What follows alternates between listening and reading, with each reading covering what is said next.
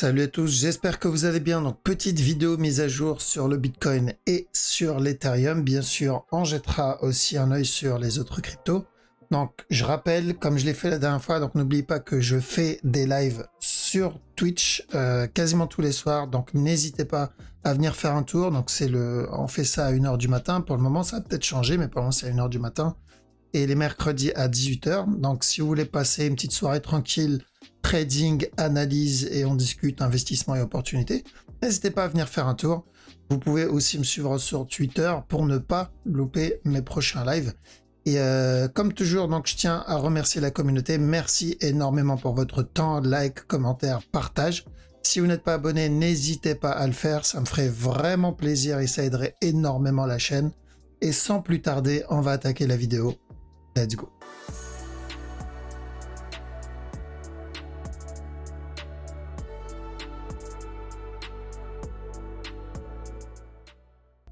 Alors, donc, le Bitcoin. Le Bitcoin, hier, si vous vous rappelez, donc la vidéo qu'on a vue, on était, il me semble, on était dans cette zone ici. Je disais, attention, on peut avoir un drop pour un potentiel running flat. D'accord? Donc, c'est toujours possible, mais vu l'amplitude de ce mouvement-là, voilà, le running devient de moins en moins probable.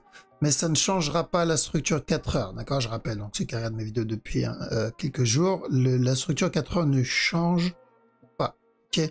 Donc c'est où il valide le running flat là tout de suite, sans casser le dernier plus bas, et ensuite, voilà, il nous valide ce qu'on a vu, ce qu'on a vu hier, pardon, ou sinon, on est dans une phase corrective, d'accord? Donc n'oubliez pas que ce mouvement-là, la structure 4 heures là-dedans, ce qu'on analyse ici n'a pas changé. Je sais, il y en a dès qu'ils voient une impulsion dans un sens ou dans l'autre, ça y est, c'est la fin du monde. Le Bitcoin a chuté, non.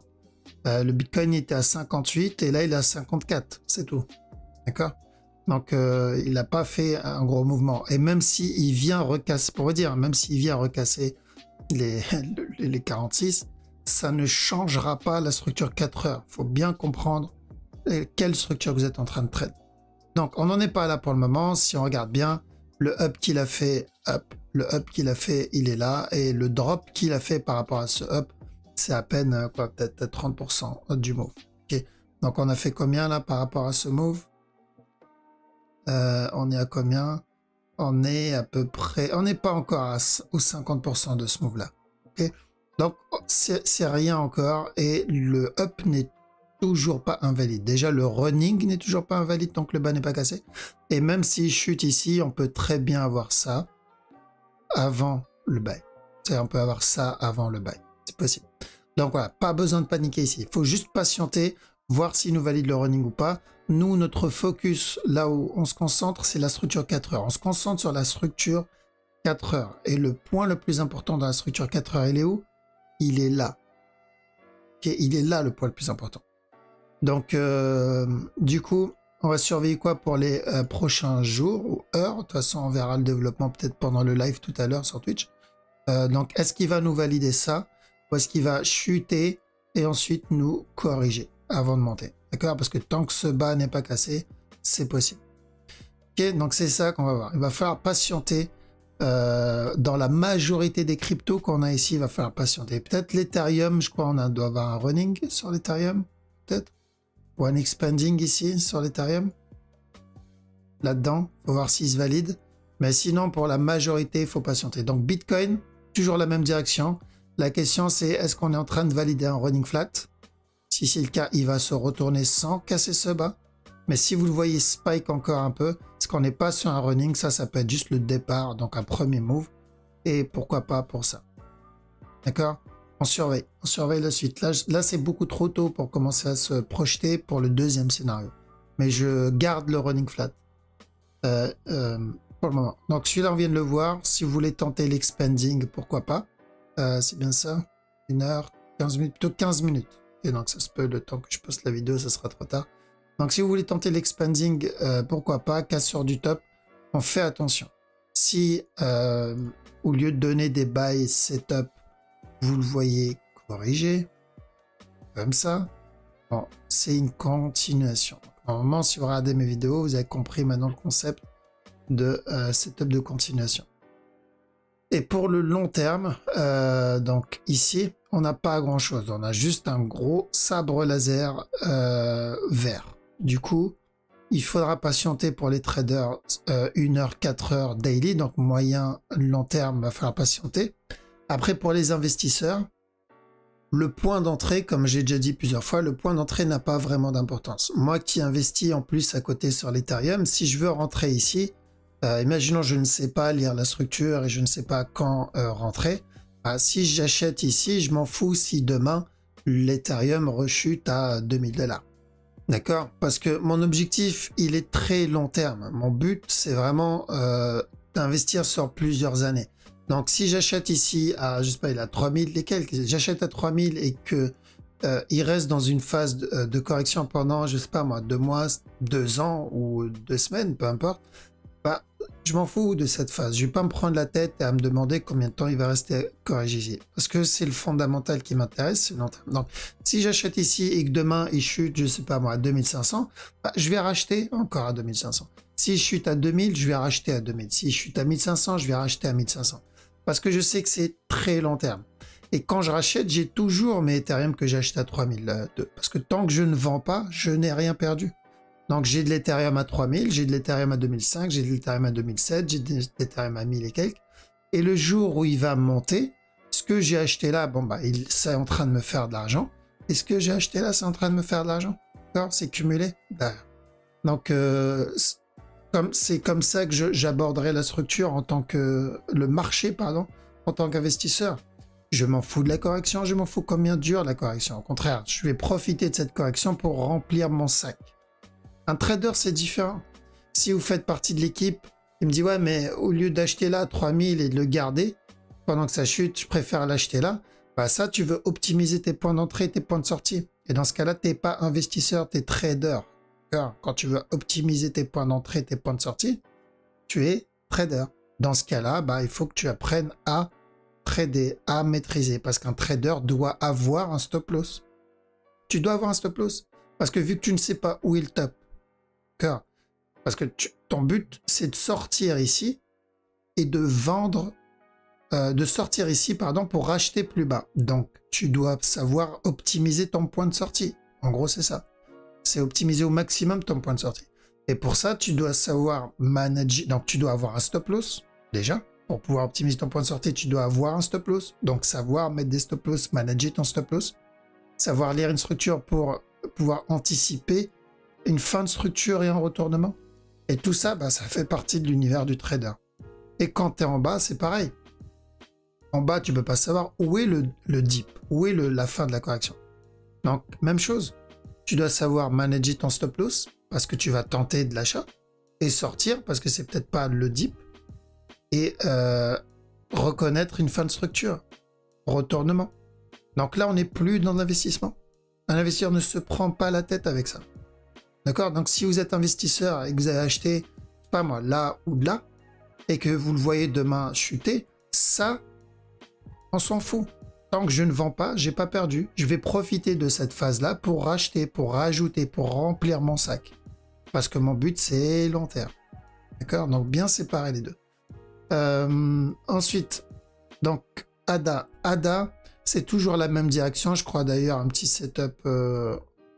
Ok, donc il a validé le buy, donc on a dit attention à la cassure du top, il peut avoir un dernier plus bas. Donc là, ADA, faites attention, si on n'a pas un gros spike vers le bas, ça va dépendre du Bitcoin bien sûr, c'est de l'achat ici. Alors, même s'il continue à chuter encore un peu, de l'achat, l'objectif à la cassure du top. 4 heures, c'est la même direction qu'hier. Lui, on reste à l'écart. Pourquoi? Parce que ça, je veux que ça se développe un peu plus. Je vous donne la direction 4 heures parce que on a tendance à l'oublier. Donc c'est toujours la même, d'accord? On a dit d'acheter ici, on a dit de vendre là et ensuite d'acheter pour un running et c'est toujours pareil. Donc on ne change pas notre direction 4 heures, c'est juste qu'en 1 heure, on ne sait pas encore si on a déjà obtenu ce fameux running, ok? Ou s'il nous l'a donné précédemment là-dedans, d'accord? Parce que si c'est le cas, s'il a déjà donné, on va commencer à entamer une correction là-dedans. Et là, c'est trop tôt. Là, j'ai beaucoup trop de mouvements agressifs.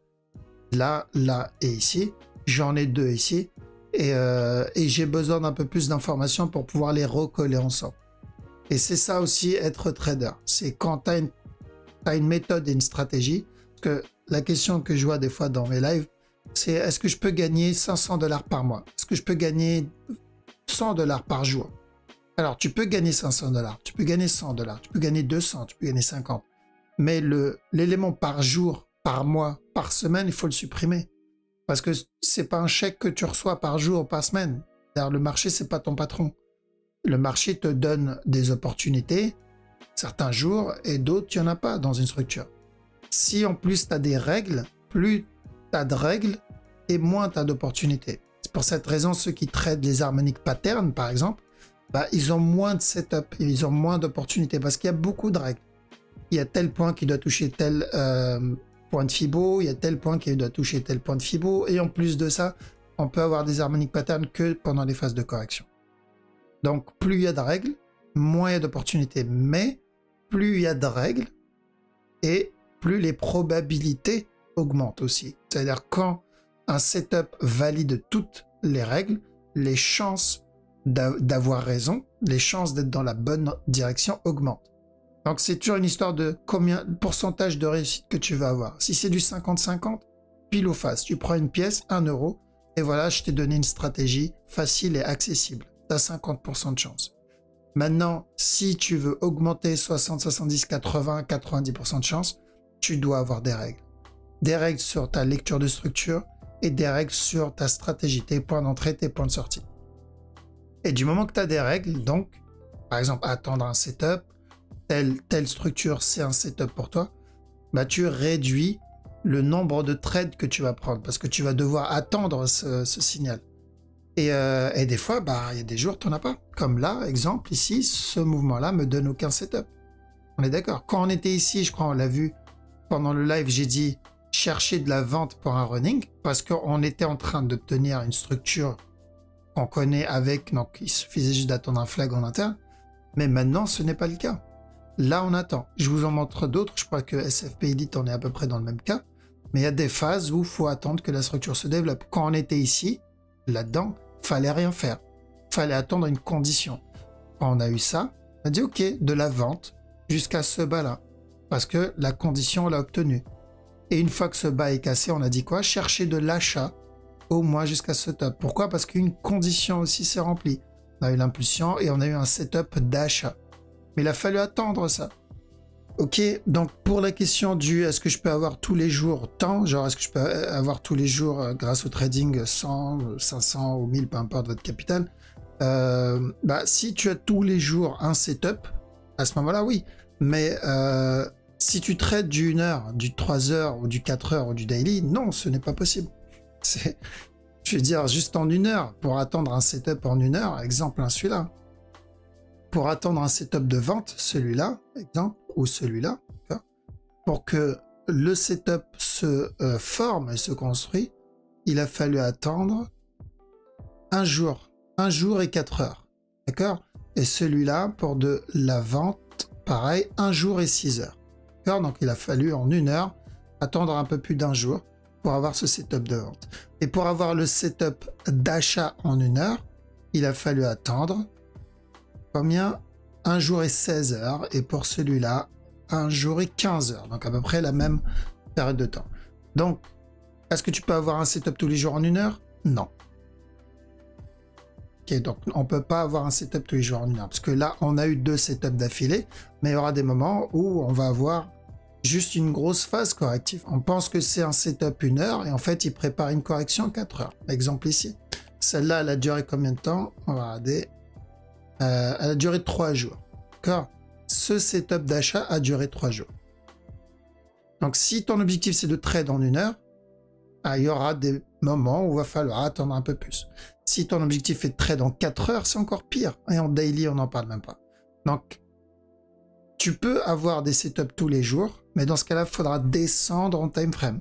Faire du day trading ou du scalping. Donc, 15 minutes, 5 minutes, 1 minute. Mais dans ce cas-là, ce que tu fais, c'est oui, tu augmentes les probabilités d'avoir des setups, mais tu réduis tes chances. Tu augmentes aussi tes risques, en gros. Tu augmentes les probabilités d'avoir des setups, mais tu augmentes aussi les probabilités de perdre des trades à cause de quoi? À cause de la volatilité du mouvement. Bitcoin, si tu trades en 1 minute, il suffit que Elon Musk éternue et c'est fini, t'as plus de compte. Donc, alors que sur du 1 heure, du 4 heures et plus, tu réduis ses chances, tu réduis la volatilité, tu réduis donc les risques et tu augmentes tes probabilités de gain.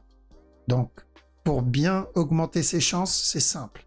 Attendre un setup, donc respecter les règles et augmenter en time frame.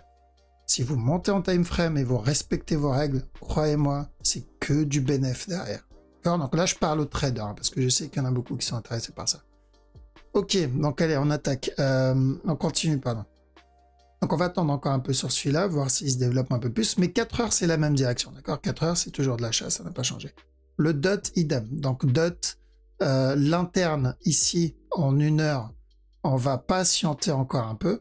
Parce que là, il m'a donné 1, 2, 3 mouvements agressifs. C'est la même chose que son frère derrière. Il y a le risque du running ici, enfin le risque potentiellement le running ici. Donc si j'ai des setups d'achat en interne, je tenterai. Mais 4 heures, ça ne change pas. L'objectif, c'est toujours ici. Et plus il continuera à se développer là-dedans, et mieux c'est pour la continuation. S'il nous donne ça, c'est mieux pour la continuation. S'il nous donne ça, c'est mieux pour la continuation. Donc voilà, la structure ne change pas. BNB, comme j'ai dit hier, attention au running. On peut avoir un running ici avant la continuation. Mais si vous le voyez corriger, parce qu'il a apparemment l'habitude de nous donner maintenant des beaux setups d'achat quand il veut continuer à monter. Donc si vous le voyez corriger là-dedans, c'est une continuation. On n'ira pas chercher le running. Alors, si c'est un running, il va couler. Il va continuer à drop. Quand il chute, ça se voit. Quand il veut chuter, il chute, il cherche pas, il tergiverse pas. Donc si c'est un running, il va chuter. Il ne donnera pas de setup d'achat. Maintenant, est-ce qu'on pourra trade la vente s'il veut chuter? Oui, sûrement en 15 minutes. En 15 minutes, il donnera peut-être des setups de vente. Mais si votre objectif, c'est d'acheter le BNB, attendez de voir s'il valide le running flat ou le flag. Je pense qu'on va être dans la période la plus chiante un peu de cette phase-là. C'est la phase où on est au départ d'une structure et il faut attendre qu'elle se développe. D'accord? Moi, j'ai l'habitude, parce que je trade le Forex et on a beaucoup ces phases-là, dans une phase corrective. Mais quand c'est des personnes qui découvrent le trading et que je leur dis ça, en général, ils pètent un câble. Mais il faut apprendre. Ces phases-là, elles sont importantes parce que ça nous apprend aussi la patience et surtout, ça nous apprend à observer la structure, à connaître la structure, comment bouge une structure. Donc les personnes qui veulent vendre, vous aurez une opportunité. Quand on a eu ça, ça c'est de la vente, ça n'annonce pas de l'achat. Donc quand on a eu ça, ça c'est de l'achat. Faut juste attendre ça. Et c'est bien parce qu'on va apprendre des choses en même temps sur la structure. Donc 4 heures, ça n'a pas changé, c'est toujours la même direction, c'est toujours le même objectif. C'est juste l'interne, on va voir si il nous valide une grosse correction avant ou pas. Alors, si on a ça, c'est toujours un up. Alors, lit, c'est pour ça que j'ai hésité à faire la vidéo d'aujourd'hui. Je me suis dit, ça va être beaucoup du attendez. Mais c'est aussi important. Vous donnez que la direction à chaque fois. Je pense qu'il n'y a pas que ça dans le trading. Donc, au moins, je vous montre un peu le côté chiant du trading aussi. Donc là, c'est pareil. D'accord? L'objectif, c'est toujours le up, au minimum pour un expanding ici. Si c'est le cas, donc, cassure du top et on fait attention à ce top. Ok? Donc pour les mêmes raisons qu'avant. Parce que si ça, c'est une grosse structure corrective, il peut venir casser le bas encore une fois avant moi. On verra à ce moment-là. S'il vient casser le bas tout de suite directement, bon bah c'est pareil, c'est un gros up derrière. C'est la même chose pour le SFP. Si le SFP casse le bas tout de suite, c'est un gros up. Mais il y a peu de chance pour les deux. Donc on continue à chercher toujours la même chose, mais on attend pour le moment que la structure se développe un peu plus. Ceux qui tradent les futurs et qui veulent vendre, ce qui est possible, parce que là, quand je dis on attend, c'est beaucoup ceux qui tradent principalement l'achat, qui veulent suivre la tendance. Ceux qui tradent les futurs et qui veulent vendre, bah, vous attendez des setups de vente. C'est tout. Alors, ça sera pas compliqué. Donc, si vous le voyez corriger ici et que vous voulez tenter la vente, vous pouvez. Là, donc ça, c'est pour ceux qui tradent les futurs, encore une fois. Moi, je ne risquerai pas de la vente dans un marché bull run, sauf si c'est une structure parfaite. Mais je préfère privilégier l'achat dans un bull run, faire du trend following, c'est plus marrant. Alice, Alice, donc attention à ça. On peut avoir un running ici aussi. Donc le point clé, c'est ce bas-là. Et n'oubliez pas, Alice, hein, il y a l'expanding qu'on a annoncé, qu'on a dit ici attention au running. Finalement, il a donné un expanding. Donc si c'est un expanding, il vous donnera aucun buy setup. Il va continuer à chuter, venir casser le bas avant le gros up. Donc ce qu'on a vu il y a quelques semaines. Maintenant, si il se développe ici, hop, un peu plus propre, ce serait bien. Donc s'il se développe ici, c'est une continuation. Donc si on a un flag, si il donne en 1 heure, par exemple c'est d'une heure, le running flat là-dedans, pareil, on verra un setup en interne et on le tentera. Donc ça, je pense qu'on aura le temps de le voir pendant le live Twitch, il me semble. Ok, d'ailleurs dites-moi, quand on est dans des phases comme ça, genre des phases où il va falloir patienter, attendre un setup, est-ce que vous voulez que je vous fasse quand même une vidéo mise à jour ou pas, et où je laisse la structure se développer un peu plus et je vous fais des vidéos que quand on a des setups? Dites-moi, parce que ça fait partie de l'apprentissage avec mes élèves. On regarde ça, et on parle de ça aussi, parce que c'est des phases importantes dans la structure. Mais si ce qui vous intéresse, c'est que quand il y a des setups, n'hésitez pas à me le dire. Comme ça, moi, derrière, bon, bah, je ferai pas de vidéo et j'attendrai quand on a des setups et là, je vous ferai une vidéo. Donc, dites-moi si ça vous intéresse. Aussi, les phases un peu de plat, on va dire, dans la structure. Donc là, il y a potentiellement un setup. Voilà, pour ceux qui veulent des setups.